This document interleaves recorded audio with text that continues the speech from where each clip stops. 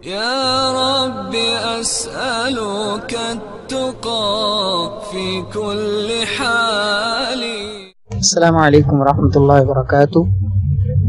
محترم بھائی نے قربانی کے حوالے سے سوال کیا ہے۔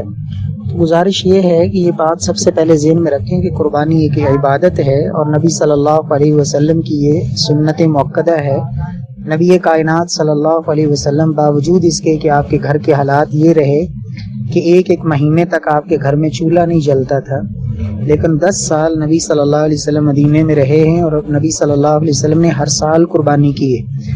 اور بسا اوقات ایسا بھی ہوا ہے کہ آپ نے اپنی طرف سے علیحدہ اور اپنے ازواج مطہرات کی طرف سے علیحدہ قربانی بھی کی۔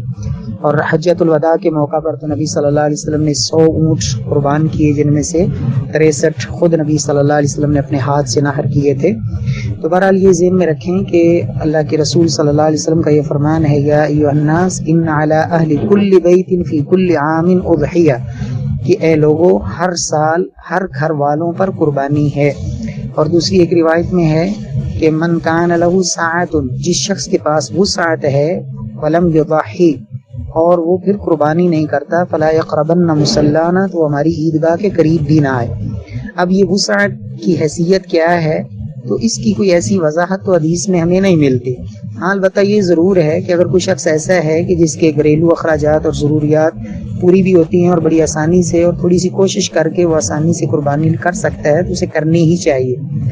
لیکن اگر کوئی بندہ طاقت ہونے کے باوجود بھی نہیں کرتا، تو اس میں جو جمہور علماء کا موقف ہے، جیسا کہ صحابہ کرام سے سیدنا ابو بکر صدیق اور عمر فاروق رضی اللہ عنہ نے بعض دفعہ نئی بھی قربانیاں کی، تو اس سے علماء نے یہ اخذ کیا ہے کہ اگر ایک بندہ قربانی نہیں کرتا تو وہ کوئی گنہگار نہیں ہے طاقت ہونے کے باوجود، لیکن بہرحال کرنی چاہیے۔ وہ ایک انتہائی افضل اور عظمت والے امر سے جو ہے نا وہ اس کے اجر سے ضرور محروم رہے گا۔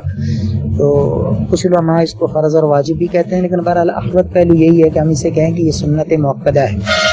تو باقی اس میں کوئی ایسی وضاحت نہیں ہے کہ اتنے پیسے ہوں تو وہ جو ہے نا ادا کرے۔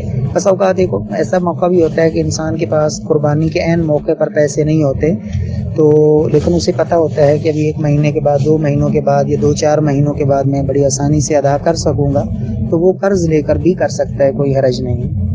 واللہ تعالی عالم۔ السلام علیکم ورحمۃ اللہ وبرکاتہ۔